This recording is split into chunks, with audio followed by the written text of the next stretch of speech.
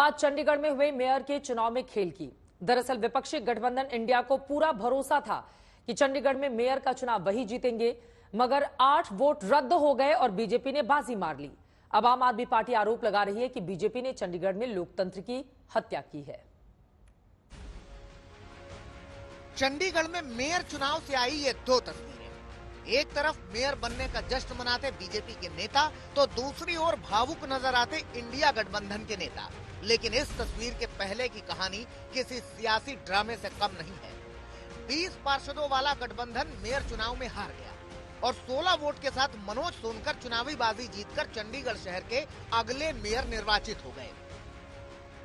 चंडीगढ़ में 36 वोट वाले मेयर चुनाव में बहुमत का आंकड़ा 19 है।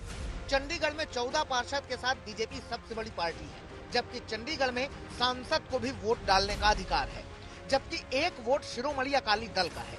ऐसे में बीजेपी के वोटों की संख्या 16 पहुंचती है। वहीं आम आदमी पार्टी और कांग्रेस के इंडिया गठबंधन की बात करें तो आम आदमी पार्टी के पास 13 पार्षद हैं, जबकि कांग्रेस के 7 पार्षद हैं। ऐसे में साफ था कि इंडिया गठबंधन का मेयर बनेगा। लेकिन खेल तब हुआ जब इंडिया गठबंधन के 8 वोट रद्द कर दिए गए, जिसके बाद इंडिया गठबंधन के वोटों की संख्या 12 ही रह गई और 16 वोटों के साथ बीजेपी के प्रत्याशी को चंडीगढ़ का नया मेयर चुन लिया गया। फिर क्या था, बीजेपी जश्न मनाने लगी तो वहीं आम आदमी पार्टी के नेताओं के आंसू निकल आए। जमकर हंगामा शुरू हो गया। आम आदमी पार्टी अब बीजेपी पर धांधली का आरोप लगा रही है, जिसे लेकर उसने हाईकोर्ट का रुख किया है। इतने बड़े स्तर के ऊपर चंडीगढ़ के मेयर के चुनाव के लिए आज तक कभी भी इतनी वोट इनवैलिड नहीं डिक्लेयर की गई। 36 में से 8 वोट इनवैलिड, मतलब 25% वोट। अगर इनसे 36 वोट काउंट करने में इतनी बड़ी धांधली कर रहे हैं, देश का जब बड़ा चुनाव होगा उसमें तो 90 करोड़ वोट पड़ते हैं, उसमें तो पता नहीं किस लेवल की धांधली करते हैं ये लोग।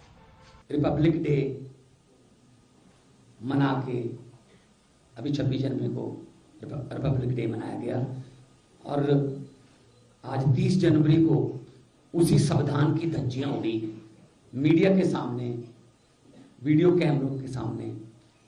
किस तरीके से चंडीगढ़ के मेयर की जो इलेक्शन थी उसको लूटा गया बीजेपी द्वारा।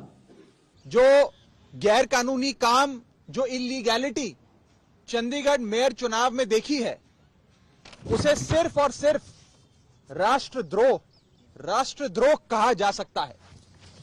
16 वोट भारतीय जनता पार्टी के पास थे, 15 और साथ में अगर मैं एक और अन्य वोट भी जोड़ दूं, जहां 20 वोट आम आदमी पार्टी और कांग्रेस पार्टी के इंडिया गठबंधन के पास थे, वहां गठबंधन का जीतना, इंडिया अलायंस का जीतना तय था। आम आदमी पार्टी लगातार बीजेपी के ऊपर हमलावर है।